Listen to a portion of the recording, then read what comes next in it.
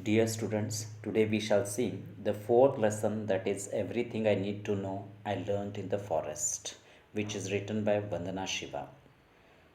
In the photo, the lady whom you see, she is none but she is the Vandana Shiva. Vandana Shiva is an internationally renowned activist for biodiversity and against corporate globalization in the essay.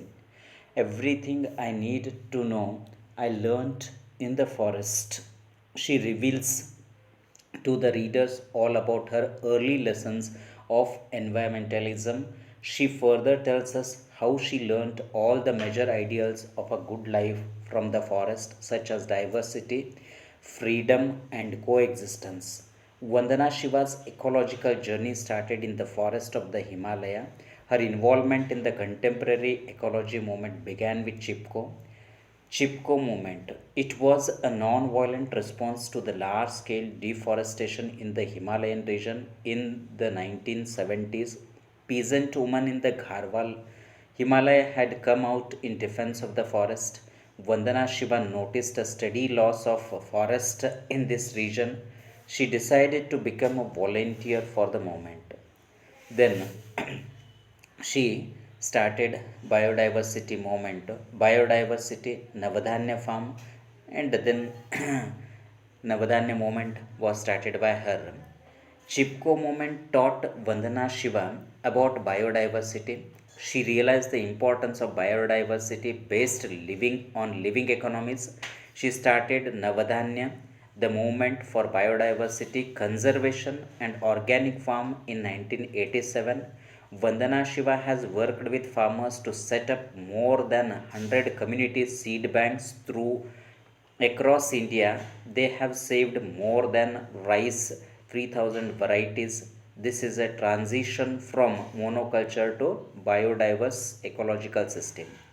To demonstrate her experimentation, she started Navadanya farm in 1994 in the Doon Valley in the lower elevation Himalayan region of Uttarakhand province. They are now able to conserve and grow 630 varieties of rice, 150 varieties of wheat, and hundreds of other species. Thus, they practice and promote a biodiversity intensive form of farming that produce more food and nutrition per acre. Now, she discusses about the right of nature, in which she discusses about the separatism and eco-apartheid. Vandana Shiva interestingly talks about how the United Nations General Assembly organized a conference on harmony with nature as a part of Earth Day celebration. Inspired by the Constitution of Ecuador and the Universal Declaration of the Right of Mother Earth initiated by Bolivia, this emphasizes the significance attached to the Mother Earth, much against human domination over nature. She upholds the views that human beings are an inseparable part of nature. So she feels that today we do not need an apartheid situation which once divided people based on color. Our challenge now is to overcome eco apartheid based on separateness of humans from nature. Next, she speaks about the dead earth and the industrial revolution, capitalism, and how the capitalists have exploited the nature. That is being discussed in the next part. This separateness paved the way to industrial revolution, replacing vibrant earth and turning it into a dead matter. This has further led to capitalism and consumerism, which exploit natural resources indiscriminately.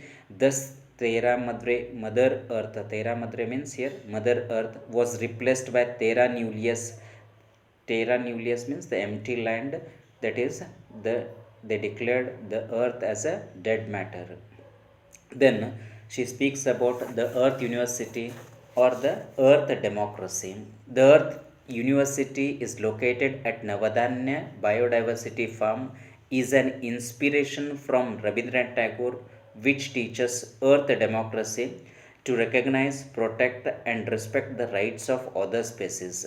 It is a shift from anthropocentrism, human centric, to ecocentrism, nature centric. Forest and freedom. Then she is speaking here about the forest and the freedom, and the principle of enoughness, the principles of equity. The last section of this essay is adapted from Forest and Freedom, written by Vandana Shiva, published in May or June 2011 edition of Resurgence. The highlights Tagore's view of this highlights Tagore's view of forest as the source of beauty and joy, of art and aesthetics, of harmony and perfection. The forest teaches us union, compassion, and enoughness. It teaches us enjoyment through renunciation and not through greed of possession. Thus, Vandana Shiva concludes that it is this forest that can show us the way beyond this conflict. So, this is what the summary of the lesson.